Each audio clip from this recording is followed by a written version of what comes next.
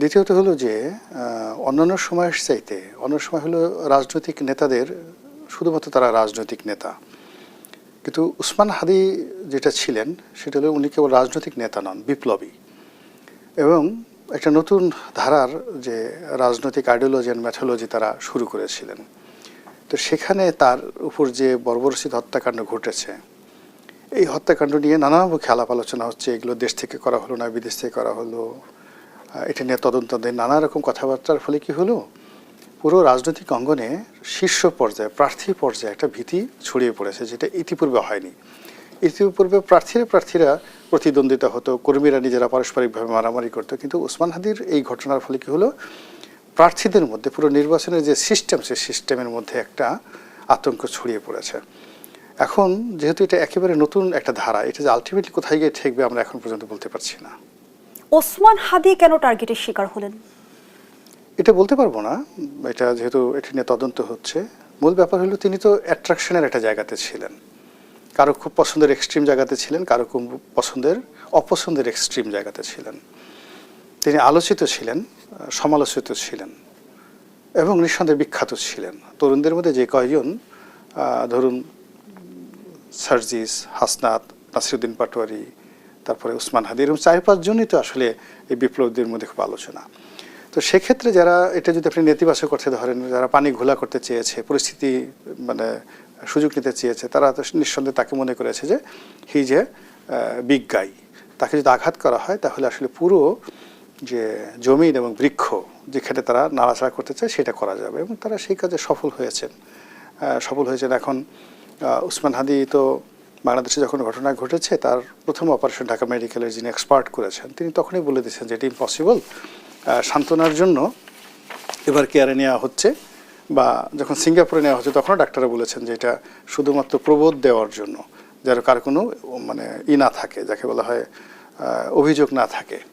কেননা যেহেতু politically popular figure, তো সেক্ষেত্রে তার যারা কর্মী রয়েছেন, সমর্থক রয়েছেন, তারা যেন কোনো অবস্থাতে সরকারের প্রতি অভিযোগের আঙ্গুল তুলতে না পারে যে চিকিৎসার অভাবে বা আন্তরিকতার অভাবে, টাকার অভাবে উসমান হাদির জন্য কিছু করা হয়। এই জন্য তাকে ঢাকা মেডিকেল থেকে তাড়াতাড়ি এভার কেয়ারে আনা হয়েছে এবং বাংলাদেশের সবচেয়ে বেস্ট ট্রিটমেন্ট তাকে দেওয়া হয়েছে। তারপরেও তাকে আবার সিঙ্গাপুরে নিয়ে যাওয়া হয়েছে এবং সেখানে রাষ্ট্রশক্তি, রাষ্ট্রের অর্থ এবং সিঙ্গাপুরে যারা লোকজন আছেন ডাক্তাররা, তারাও যথেষ্ট আন্তরিকতা নিয়ে তার চিকিৎসা করেছেন। তো আলটিমেটলি দুর্ঘটনাটা এমনভাবে ঘটেছে, এইরকম ধরনের দুর্ঘটনায় সাধারণত মানে ফিরে আসে না। তো সেই ঘটনা হয়েছে এবং এটা এতটা দুঃখজনক যে এটা আসলে আমি মনে করি যে উসমান হাদিকে যারা গুলি করেছে তারা একটা কালো অধ্যায়ের সূচনা করলো। এখন এই কালো অধ্যায়ের যে সূচনাটা তারা করলো, এটা কি যে কোথায় শেষ হবে এবং এটা কিভাবে বাঁক নেবে, কোনটা কোন পরিণতিতে হবে। যেহেতু আপনি শঙ্কার কথা বলছেন, আমি যদি একটা প্রসঙ্গ আপনার এই প্রশ্নের সঙ্গে যুক্ত করি, যে হাদির পর পরবর্তী টার্গেট হতে যাচ্ছে হাসনাত আব্দুল্লাহ, এমনটাই টুইট করেছেন কর্নেল অজয় কে রায়না, ভারতের সাবেক অভিজ্ঞ সেনা কর্মকর্তা, প্রায় 30টি বইয়ের লেখক এবং সিকিউরিটি অ্যানালিস্ট। ভারত আমরা দেখেছি গতকালই বাংলাদেশের হাই কমিশনারকে তলব করে নিরাপত্তা পরিস্থিতি নিয়ে উদ্বেগ প্রকাশ করেছে, কিন্তু এই ধরনের বক্তব্যের দায় কি ভারত এড়াতে পারে? না, এটা তো উনি তো ভারত সরকারের কেউ নয়, হয়তো আমি তার সম্পর্কে জানি না। এখানে আমি একটা ব্যাপার হলো যে গতকাল কিন্তু হাসনাত আব্দুল্লাহর 7 সিস্টার্স বিচ্ছিন্ন করে দেওয়ার বক্তব্যেরও তীব্র প্রতিক্রিয়া জানিয়েছে ভারতের পক্ষ থেকে। হাসনাত আব্দুল্লাহ তো সরকারের কেউ নয়। না, হাসনাত আব্দুল্লাহ সরকারের কোনো ব্যক্তিত্ব নয়, কিন্তু বাংলাদেশে এই মুহূর্তে হাসনাত আব্দুল্লাহ জাতীয় নেতা, সরকারের উপর তার একটা বিরাট প্রভাব রয়েছে। 2 নম্বর হলো সে যে হাসনাত আব্দুল্লাহ যে বিষয়টি নিয়ে বলেছে, এটা তো দীর্ঘদিন ধরে, গত 14 মাস ধরেই সরকারের একটা 1 নম্বর ইস্যু। সরকার কিছুই ভারতকে এই 7 সিস্টারের ভয় দেখাচ্ছে, স্বয়ং ডক্টর মোহাম্মদ ইউনূস সহ। তো কাজে এটা ভারতকে বিক্ষুব্ধ করবে, সংক্ষুব্ধ করবে এই সময়টাতে, এটা স্বাভাবিক। কিন্তু ওই যে ভদ্রলোকের যার নাম বললেন, ওই স্ট্যাটাসটা আমিও দেখেছি, ওইটা একটা ভাইরাল আকারে ঘুরছে। মানে যতটুকু আইনবিজ্ঞান হিসেবে আমি ছাত্র হিসেবে জানি, সেক্ষেত্রে আসলে কাউকে যদি আপনি মারা হয় বা টার্গেট করা হয়, তাকে আসলে তার নাম উচ্চারণ করে এইভাবে কেউ বলে না। যাকে মারা হয় তাকে যতটা গোপন রেখে জাস্ট শ্যুট করা হয়। এক্ষেত্রে হাসনাত আব্দুল্লাহর সম্পর্কে যে কথাগুলো বলা হয়েছে, আমার কাছে মনে হচ্ছে এটা ভয় ছড়ানোর জন্য। কিন্তু যদি তাকে টার্গেটের মধ্যে ফেলা হতো, তাহলে তাকে নিয়ে এই ধরনের কোনো গুরুত্বপূর্ণ ব্যক্তি স্ট্যাটাস দিত না, এটা স্বাভাবিক। ধন্যবাদ জানাচ্ছি জনাব গোলাম আলা রনি, জনাব এম এ আজিজ। হাদি চলে গেলেন, কিন্তু হাদির যে আদর্শ ছিল বা হাদি যে বিষয়টি প্রচার করতে চেয়েছিলেন, যে বিষয়টি তিনি অন্যরকম বাংলাদেশের এক ধরনের স্বপ্ন দেখেছিলেন, সেই স্বপ্নের তো নিশ্চয়ই সমাপ্তি হলো না। ধন্যবাদ আপনাকে, ধন্যবাদ দর্শক শ্রোতাকে। আমি রনি ভাইয়ের কথার সূত্র ধরে আমি বলছি যে দেখেন, জুলাই যোদ্ধা যারা, তাদের কিন্তু একটা ব্র্যান্ড ভ্যালু আছে, এই জন্যই তাদের কদরও বেশি সমাজে। তার মধ্যে আপনার হাদি ছিল একদম ব্যতিক্রম। আপনি দেখেন, পায়ে হেঁটে সে ঢাকা ৮ আসনে প্রার্থী ছিল, পায়ে হেঁটে রিক্সায় চড়ে তিনি কিন্তু ক্যাম্পেইন করেছেন, কোনো খরচ নাই তার এই অবস্থায়। এবং তিনি টকশোতেও কিন্তু ঝড়ের মতো বক্তব্য রাখতেন, খুবই বুদ্ধিমান ছেলে। হঠাৎ করেই তার সব কিছু মনে আসতো, টকশোতে ঝড়ের মতো কথা বলতো। এবং আমার এই আয়োজনেও তিনি এসেছেন। এটা ব্যতিক্রম এই জন্যই বলছি যে তিনি কিন্তু একটা নূতন রাজনীতি, নূতন দর্শন আপনার প্রচার শুরু করেছিলেন, অর্থাৎ নূতন রাজনীতির নূতন মেরুকরণ কিন্তু তৈরি করতে চেয়েছিলেন। এরকম কিন্তু হয় না। একদম ধরেন আগের আমলে আমরা দেখেছি ছোটবেলায় ওই বাম রাজনীতি করতো, তারা এরকম পাঞ্জাবি, লম্বা পাঞ্জাবি পরে পড়তো, ঘুরতো, পয়সা খরচ করতো না, পয়সা ছিল না। হাদিরও কিন্তু পয়সা ছিল না, সে কিন্তু সমাজটা বদলাতে চেষ্টা করেছে, মানে শুরু করেছিল, কিন্তু যাত্রার শরিক পায় নাই। এবং অনেকেই কিন্তু বলে যে গণঅভ্যুত্থান পরবর্তী আর্থিক কেলেঙ্কারির কোনো অভিযোগ হাদির বিরুদ্ধে ছিল না। এটি তো বলছি যে যারা ফ্রন্ট রানার আছে একদম নির্মল চরিত্রের সে, এবং তিনি সত্য কথা বলতে, আমরা রাগ ঢাক করি, একটু সেন্সর করি, কিন্তু কোনো রাগ ঢাক করে নাই। সে বলেন এই দেশের যে কোনো রাজনৈতিক দল বলেন, আশেপাশের যে কোনো দেশ বলেন, পরাশক্তি বলেন, যে প্রশ্ন আসছে সেই প্রশ্নে নির্মোহভাবে একদম সত্য কথা, এবং তার স্টকে আছে সবটাই বলতো। তাহলে হাদির মতো অকুতোভয় সৈনিকদের কারা থামিয়ে দিতে চায়? না, থামিয়ে দিতে চায় না। বিষয়টা হচ্ছে সে হলো সফট টার্গেট, কারণ পায়ে হেঁটে চলতো। এই আপনি দেখলেন না, রিক্সা দিয়ে গেছে, ঠিক টার্গেট কিলার। আপনি বলেন যে এর আগে আপনার রাশেদ এক নেতা, তিনি কিন্তু বলেছিলেন যে 50 জন প্রার্থী সফট টার্গেট হবে। আমার কাছে তথ্য আছে, তথ্য কিন্তু তিনিও প্রকাশ করেন নাই, সরকারও কিন্তু এটা দেখতে যান নাই। ইলেকশন কমিশন থেকে বলছে এটা বিচ্ছিন্ন ঘটনা, হ্যাঁ, কিন্তু আবার স্বরাষ্ট্রমন্ত্রীও কিন্তু সঠিক জবাব দেন নাই। সুতরাং এটাকে কিন্তু হেলাফেলা করা হয়েছে। এবং তিনি যেহেতু পায়ে হেঁটে চলেছেন, ধরেন এটা তিনি যে কোনো লোকই তো চাকু মেরেও তাকে মেরে ফেলতে পারত। সেজন্য এই যে রাশেদ যখন বলল 50 জন প্রার্থী আপনার টার্গেট কিলিংয়ের হতে পারে, আমার কাছে প্রমাণ আছে, তার কাছে এই টার্গেটগুলো বের করা উচিত ছিল, তার কাছে তথ্য আছে বলছে। সরকার তো সে চেষ্টাও করেনি। আবার হাদির নিরাপত্তার জন্যও কিন্তু তেমন কিছু করেনি, আবার সে নিরাপত্তা নিজেও কিন্তু নেননি। সুতরাং আমি এইটাই বলবো যে হুমকি 30 বার পেয়েছিল, এমনটি কিন্তু নিজেই জানিয়েছিল, কিন্তু সেটা সে পরোয়া করে নাই। সে বলেছে আমার জীবন গেল, আমি সত্য কথা বলবো। সে টকশোতে বলেছে ওপেন, সে ভয় করে না, সে তার মিশন নিয়ে ভীষণ নিয়ে চলবেই, এবং চলেছে শেষ পর্যন্ত, মৃত্যুর আগেও। তো এখন ধরেন হসপিটালে গেছে, তাকে সরকারের পক্ষ থেকে এবং জনগণের দোয়া অপরিসীম পেয়েছে। আমি বলবো সবাই তার জন্য দুঃখিত, সবাই তার জন্য তিনি জীবন ফিরে পাক এটাই চেয়েছে। কিন্তু আল্লাহ তার হায়াত এই পর্যন্তই রেখেছে, সে আমাদের ছেড়ে চলে গেছে। আমি মনে করি এই উদীয়মান রাজনীতিবিদদের মধ্যে একটা নক্ষত্রের পতন হলো, অর্থাৎ এই দেশে একটা সুস্থ গণতন্ত্র, সত্যের গণতন্ত্র, আমি বলবো রাজনৈতিক দলের গণতন্ত্রের চর্চা সে কিন্তু শুরু করেছিল, কিন্তু সে আসলে বিচ্ছিন্ন বলবো একা হয়ে গেছে। এবং তিনি যে রাজনীতিটা শুরু করেছিলেন, আমাদের এই বাংলাদেশের রাজনীতির চর্চার সম্পূর্ণ উল্টো, আলাদা, কিন্তু সে কিন্তু টিকতে পারে নাই। তাকে ওই 50 জনের ভিতরে আমি বিশ্বাস করি একজন, এবং এর প্রতিক্রিয়াটা হয়েছে ইতিমধ্যেই একজন প্রার্থী কিন্তু সরে পড়েছে রাজনীতিতে, সে তার জীবন প্রার্থী দুজন কিন্তু আরো একজন আছে। আজ দুজন কিন্তু ইসির কাছে নিরাপত্তা চেয়েছেন, দুজন প্রার্থী।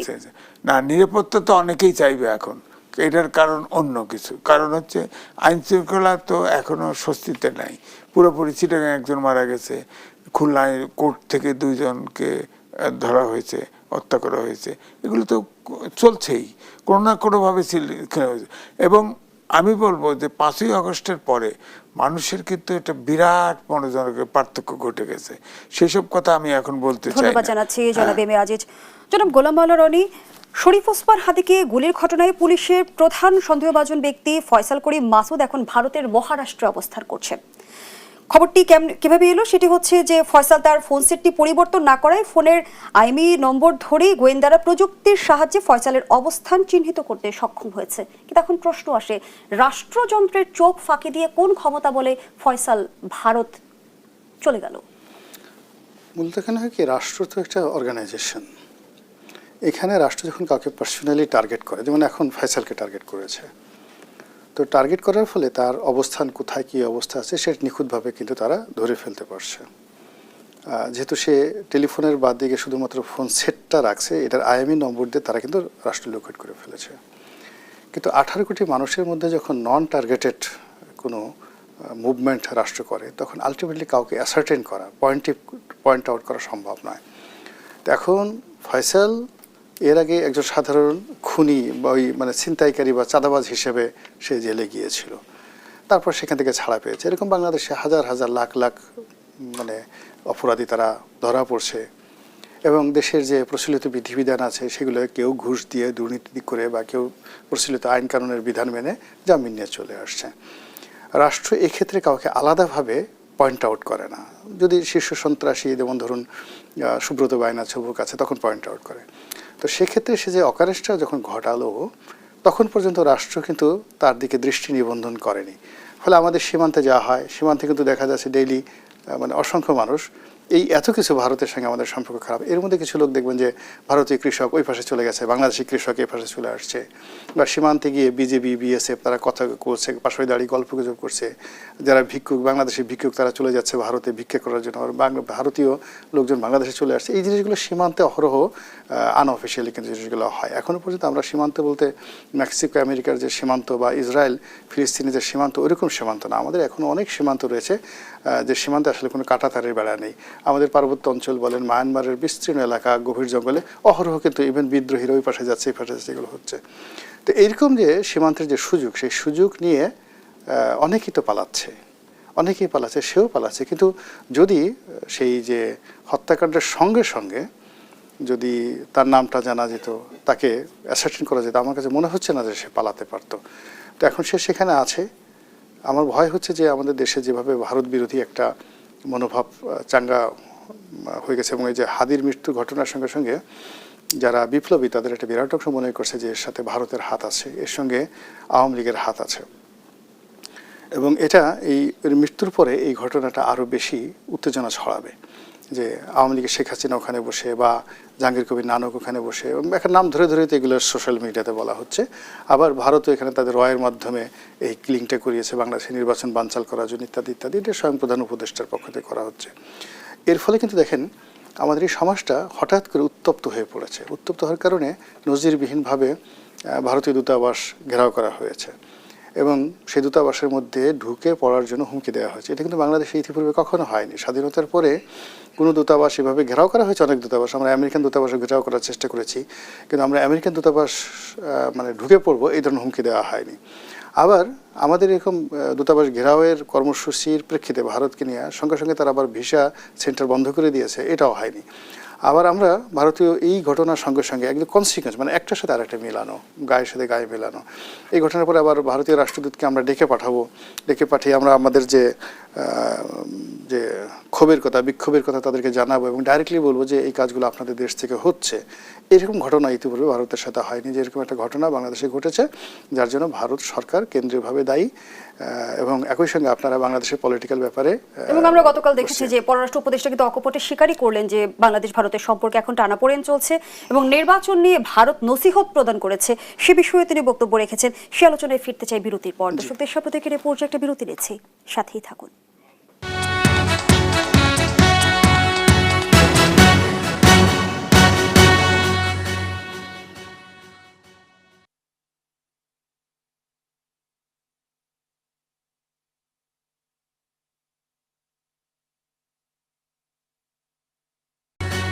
আবারও আমন্ত্রণ, দেখছেন দেশ টেলিভিশনের নিয়মিত আয়োজন দেশ সাম্প্রতিক। নিবেদন করছে Arail angle channel and square বার।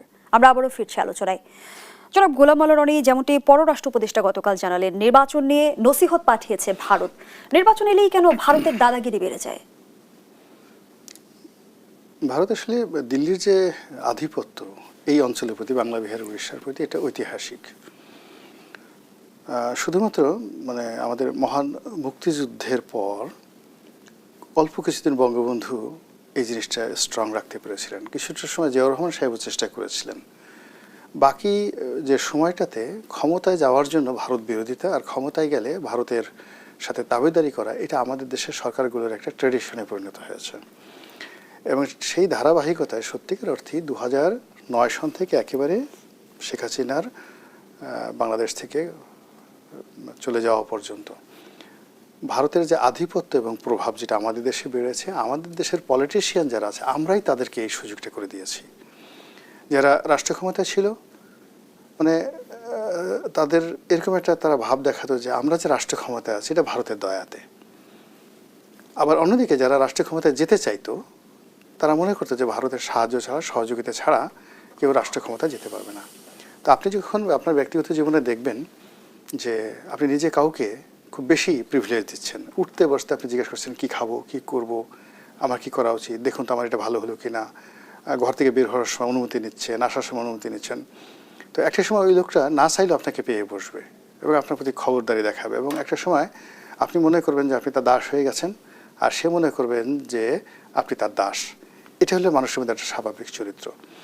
এখন পাশাপাশি থেকে যে ভারতের সঙ্গে থেকেও যে একটা সহাবস্থান করা যায় শত্রুতা না করে, ওটার জন্য যে শিক্ষা দরকার, দীক্ষা দরকার, নিজেদের মধ্যে দেশাত্মবোধ দরকার, পরিশ্রম করা দরকার, আমাদের রাজনীতিবিদরা সেই জিনিসটি আসলে করতে রাজি নয়। আমরা যেমন ধরুন এই যে ওসমান হাদির ঘটনাটা ধরুন, কোনো অবস্থাতেই তো এরকম একজন তরুণ রাজনীতিবিদ, তার এই হত্যাকাণ্ড আপনি যে কোনো অ্যাঙ্গেল থেকে ধরেন না কেন, এটা কাপুরুষোচিত। যারাই কাজ করেছে, আপনি এটার পক্ষে একটা সিঙ্গেল জিনিস মানে আপনি দাঁড় করতে পারবেন না। এখন দেখুন কি ঘটনা ঘটলো, মানে যারা তাকে সরিয়ে দিয়েছে, নিঃসন্দেহে তারা মনে করেছে যে এর মাধ্যমে একটা বেনিফিট পাওয়া যাবে, অথবা যারা সরিয়ে দিয়েছে মনে করছে যে এর মাধ্যমে যদি আমরা এই কাজটা করি আমরা মাছ পানি ঘোলা করতে পারবো। তারপরে এই দুর্ঘটনার পরে আমরা মনে করছি যে এই ঘটনায় কৌশলে করে ভারতকে আমরা একটা দায়ী করতে পারবো, আওয়ামী লীগকে দায়ী করতে পারবো, আমরা মাঠ উত্তপ্ত করতে পারবো। মানে নর্মালি এই হত্যাকাণ্ডের আগের এবং পেছনের এবং পরবর্তী যে ঘটনাগুলো, এটা আমাদের সুষ্ঠু এবং স্বাভাবিক রাজনীতির একটা মানে বলে চরিত্র নয়। আমরা সবসময় এরকম একটা নাটক করতে চাই, একটা দুর্ঘটনা ঘটাতে চাই। আমরা মানে সত্যিকার অর্থে রাজনৈতিক যে পলিটিক্যাল যেটা প্রতিযোগিতা বলা হয়, রেস বলা হয়, সেই রেসে আমরা কিন্তু অংশগ্রহণ করতে কখনোই চাইনি। যদি আমরা সেটা চাইতাম তাহলে ভারত কেন, আমরা যদি ইভেন আমাদের অবস্থান যদি মেক্সিকোর মতো হতো বা ভেনেজুয়েলার মতো হতো, তবুও আমেরিকার মতো শক্তিশালী রাষ্ট্র কিন্তু আমাদের দিকে চোখ তুলে তাকাতে পারতো না। কিন্তু আমরা যে অভ্যাস, যে আমাদের চিন্তা চেতনা, আমাদের যে কর্ম, আমরাই নিজেদেরকে অন্যের কাছে। এখন ভারতের জায়গায় যদি এখানে ভুটান হতো, হয়তো আমরা ভুটানের কে বলতাম যে ঠিক আছে আমাদের ভালো লাগছে না, দাদাগিরি করো। ধন্যবাদ জানাচ্ছি জনাব এম এ আজিজ। সংবাদ মাধ্যমের তথ্যমতে নির্বাচন সামনে রেখে রাজধানীর বাইরে নতুন করে সংগঠিত হচ্ছে অবৈধ অস্ত্রধারী পেশাদার শুটারদের একাধিক গ্রুপ। ভোটের মাঠে প্রভাব বিস্তার, প্রতিপক্ষকে ভয় দেখানো এবং প্রয়োজনে টার্গেট কিলিং এর প্রস্তুতির অংশ হিসেবে গভীর রাতে আগ্নেয়াস্ত্র চালানোর গোপন প্রশিক্ষণ চালাচ্ছে এসব গ্রুপ। বাস্তবতা আসলে আমাদের কোন দিকে ধাবিত করছে? আবারও কি আমরা সহিংসতার ঝুঁকিতে পড়তে যাচ্ছি? না, দেখেন, এটা যদি সত্য হয় তাহলে তো ঝুঁকিতে পড়ছি। সেই সাথে অ্যাড করেন প্রত্যেকটা এমপি প্রার্থী অস্ত্র পাবে, লাইসেন্স নিতে পারে, তার গানম্যান থাকবে। তো সারা দেশে আপনার ধরেন যদি কয়শো প্রার্থী হবে, ধরেন হাজার তো আপনি 2000 অস্ত্র পাঠাই দিবেন, তাদের ঠিক মতো ট্রেনিংও নাই, তো এলোপাতারি গুলি মারি দিবে। তো আমি তো সারা দেশটাকে যুদ্ধক্ষেত্র বানায় ফেলতেছি। আপনার যেখানে অস্ত্র উদ্ধার করবে, ধরেন আমার ব্যক্তিগত অনুমান, ধরেন এই যে 5ই আগস্টের পরে আপনার প্রায় 60% আপনার থানা লুট হয়ে গেছে, অস্ত্র লুট হয়ে গেছে। ফ্যাসিস্ট সরকার যাওয়ার আগে প্রায় 1.5 লাখ 2 লাখ অস্ত্রের লাইসেন্স দিয়েছে। তো আমার কাছে তো এখানেই তো মনে হয় যে সব যদি ইলেকশনের সবসময় আমরা দেখছি যে উনি তো এমপি ছিলেন, যে আপনার সন্ত্রাসীদের গ্রেপ্তার করা হয়, তারপরে বৈধ অস্ত্র জমা নেওয়া হয়, আর অবৈধ অস্ত্র উদ্ধার করা যৌথ বাহিনী উদ্ধার করা হয়। এখন তো এটা নাই। আর যৌথ বাহিনী ঠিকই নামানো হলো, পরে দেখা গেল চাকু ছুরি এইগুলা। এবং নিশ্চয় আপনি অবগত আছেন যৌথ বাহিনীর নেতৃত্বে দেশব্যাপী চলমান অপারেশন ডেভিল হান ফেজ 2 এর মধ্য দিয়ে স্বস্তি ফিরবে কিনা সেই প্রশ্ন আপনার কাছে রেখে আবারও বিরতিতে যেতে যাচ্ছি। দর্শক, দেশ সম্প্রতিকের এই পর্যায়ে আবারও বিরতি নিচ্ছি, সাথেই থাকুন।